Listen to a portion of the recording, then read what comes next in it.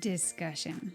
Theoretically, it's the bread and butter of the English classroom, but sometimes it feels like all crusts and crumbs. How can you get students excited to talk about voice and theme, metaphor and symbolism when they have a million other things happening in their lives? How do you inspire them to dive in together to the ways that literature illuminates life and life speaks back to the page when they're already nervous about speaking up in class and afraid they'll look bad in front of their friends? If a good discussion feels like a distant dream to you on rough days and a tantalizing, almost there vision on good days, this new discussion series is here to help. We're starting today with 5 types of discussion that can work for you. But in the coming episodes, we'll be going much deeper. If topics like when discussion goes off the rails, how to grade discussion so it doesn't ruin your teaching life, and how Harkness won me over completely sound like you're teaching jam, be sure you're subscribed so you don't miss all the episodes coming up in this short series. For now, let's dive into 5 types of discussion worth your time to try. Welcome to the Spark Creativity Teacher Podcast, a podcast for English teachers looking for more. More creativity, more engagement, more joy, and no more scripted curriculum, lesson planning ruts, or boring book lists. I'm Betsy Potash, and I'm honored you're trusting me to help. You're not alone on this creative journey anymore. The first type of discussion I want to share about is student-led discussion, because for me, this has been an incredibly powerful player in all my courses. The student-led discussion method that I use is called Harkness, and I'm going to be sharing a lot more about it in this series. But very closely related, very similar is Socratic Seminar, and you may have another one floating around your community that's just called student-led discussion. I mean, it doesn't really need a special name. It's student-led discussion. So let's talk about what student-led discussion might look like, whatever sort of cousin in this ecosystem it might be. In student-led discussion, the teacher takes a back seat, but it doesn't mean that the teacher doesn't have a role to play. In fact, the teacher's role is arguably extremely important. The teacher needs to set up a space where kids feel comfortable talking, needs to outline with students kind of the rules of the game. What is the discussion going to look like if the teacher isn't jumping in to fix things, save things, reignite things, refocus things all the time? So when you're doing a student-led discussion, it's much more about building the space and building kind of the norms and routines of the space. It's about figuring out how to get students ready to have a productive discussion, teaching them the types of questions and follow-ups and textual references and transitions that are going to help them be successful, and then really respectfully giving them the space. It's often about individual conversations with kids who need help, whether they're really nervous about coming into the conversation and kind of helping them figure out how not to be, or they're really dominating the situation and they need your help to figure out how to step back and let other kids speak. So I think of student-led discussion as a chance for teachers to sort of be gently pulling strings from behind the curtain while helping kids improve one day after another. And for me, student-led discussion operates as an evolution. It's not going to look perfect on the first day of school. That's like, it's like the first practice of track season. It's going to be difficult and awkward, and you're going to be chipping away at the problems and the tricky parts every time you do a discussion throughout the year. And it's when you sit down for a discussion in May, that's when you get to really see sort of the golden moments of student-led discussion. You hope to see kids graduate from your class, understanding group dynamics in a different way, respecting each other's opinions in a different way, and understanding how to be part of a conversation in a meaningful way. And I find that just so powerful. Okay, so that's this big idea of a student-led discussion. Next, let's talk about small group discussion.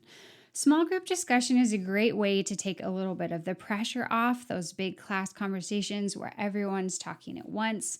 There are a million different ways to do small group discussions, but the one I want to hone in on today is the idea of a book club conversation. So, in a book club, your students are all reading the same book within small groups. And so then when they get to class, they're going to be doing some kind of activity and conversation together in those small groups to do with their books. And there are so many ways that you can do this.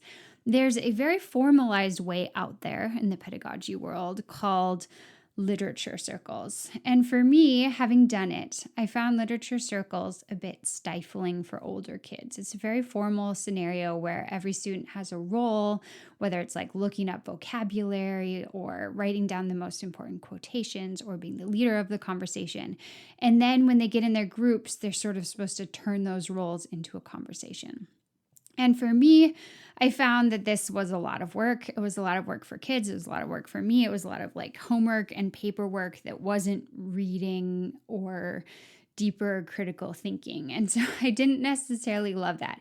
If you have found a way to make literature circles awesome, fantastic. I'm not like anti-literature circles. I just found that for me, a more flexible model feels a little better. And so what I recommend for small group discussions is more that you give students a theme for the day. Maybe it's a type of activity that they're going to do. Maybe it's a kind of way to start their conversation, a specific focus for the conversation and kind of a warm up for them to do.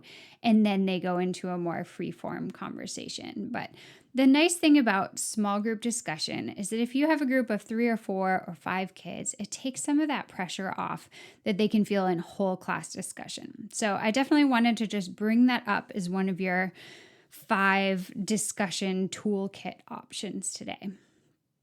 Okay, next let's talk a little bit about fishbowl discussions. Fishbowl is not necessarily so different from a student-led model, except for one structural difference. With a student-led model, you have all students sitting in a circle and talking to each other, or like a big rectangle or whatever you can pull off in your classroom. In a fishbowl, you do an inner circle and an outer circle. And this is something that you can do kind of more as a one-off. You don't necessarily have to have a fishbowl every Monday for the rest of the year to find success with it. It's sort of like not like a gimmick, but just kind of a fun way to change it up occasionally. At least that's how I think about it. In a fishbowl discussion, you put half the students in a center circle in the classroom and you give them a chance to discuss. Now, you could be in that circle or you could have set up the space so that it's going to be student-led. You could be providing all the questions and the quotes you want them to talk about, or again, you could have set up a situation where they're bringing the questions and the topics to it. What makes it a fishbowl is that you have half of them on the inside talking and half of them on the outside listening, watching, considering, taking notes. And then partway through the discussion, you're going to flip the switch and have the kids in the middle go out to the outside. Now, what I like about this strategy is that it gives students a chance to be part of a smaller, more intimate discussion and hopefully have a chance to express their opinion. It also gives every kid a chance to listen to their peers, take notes, consider other people's opinions. For kids who struggle to get into a big group, that slightly smaller size can be helpful for them. For kids who struggle because they dominate the big group, it can be helpful for them to be forced to be quiet and see that everyone else also has things to say. What I don't like about fishbowl discussions and what I think you have to prepare for is that the outer circle can tap out. And so you need to give them specific tasks, whether it's, to kind of write down the 3 most interesting points they hear or to write down follow-up questions that they want to ask when they get to the middle based on the initial part of the discussion or whatever. I think you really need to be intentional about setting up something for the outer circle to do, or they are just sort of going to move on with their mental life and let the discussion happen around them. Okay, next up, let's talk about hexagonal thinking discussions. Now, you might just think of hexagonal thinking as hexagonal thinking instead of hexagonal thinking discussion, but I very much think of it as a discussion method.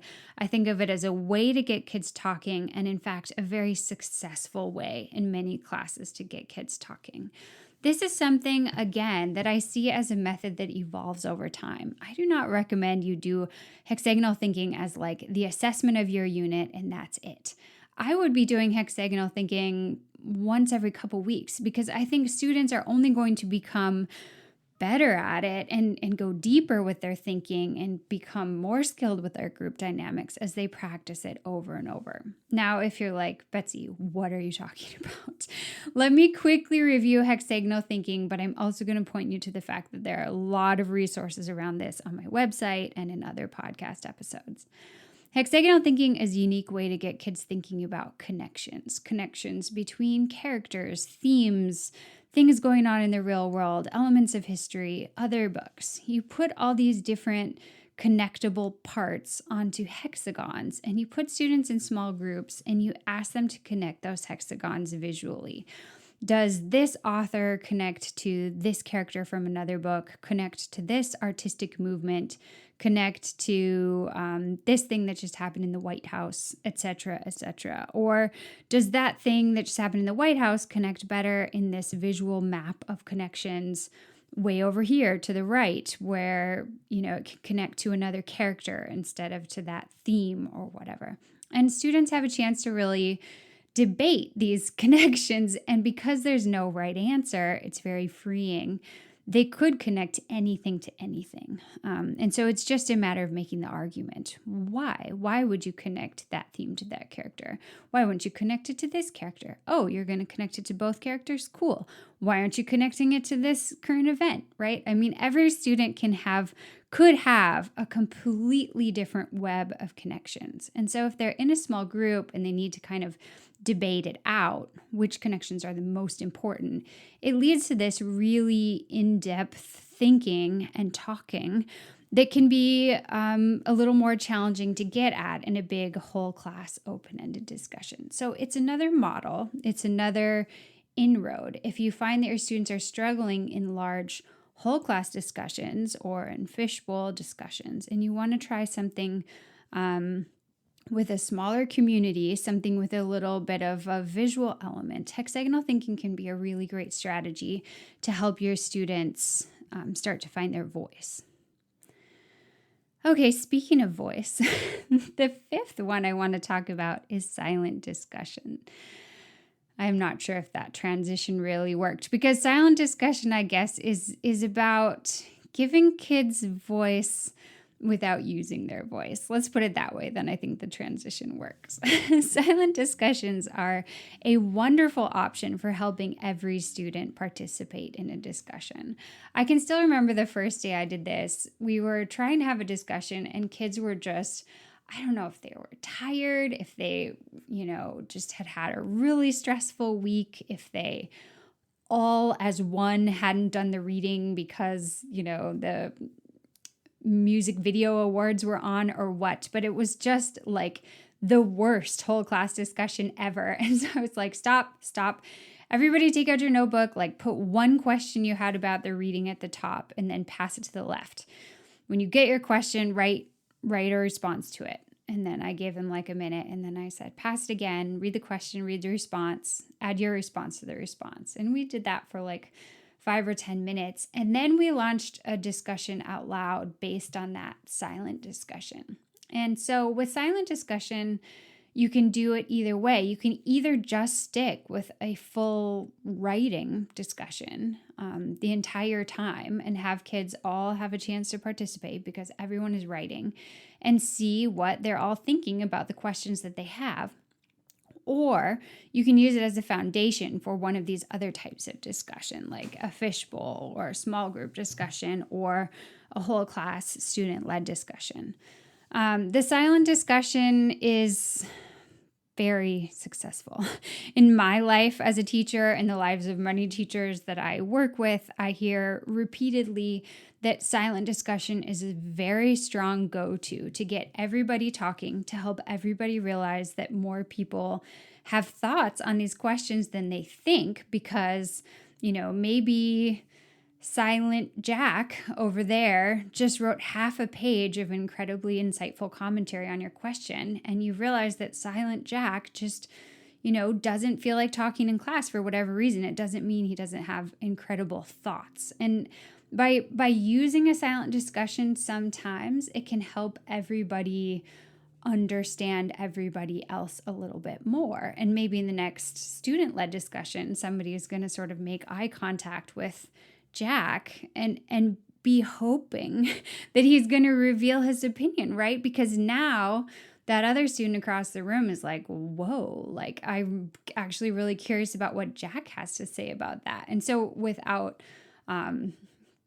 going too far down this lane of this one imaginary example, silent discussion can just really open up the concept of community conversation to really include everybody's voices. And that is the goal in every type of discussion, right? To bring in more voices. But silent discussion is like an automatic win in that category. So it can be really helpful as a useful tool along the way. Okay, my friends, so let's do a quick review.